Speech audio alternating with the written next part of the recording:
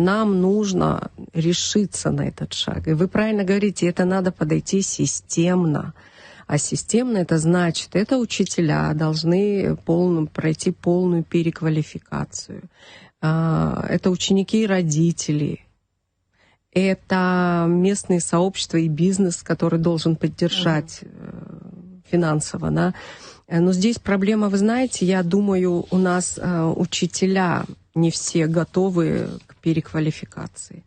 Дети готовы к новшествам. Они берут быстрее нас, они разбираются лучше нас. Нам нельзя от них отставать от детей, понимаете? А мы должны дети для этого... всегда открыты новому, конечно. Да, слава Богу. И мы их, вместо того, чтобы поддержать на уровне мира, то есть они берут это новое, мы их оттуда, наоборот, удерживаем.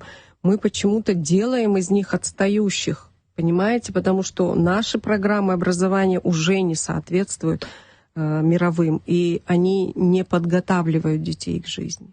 А мировые уже подготавливают детей к жизни.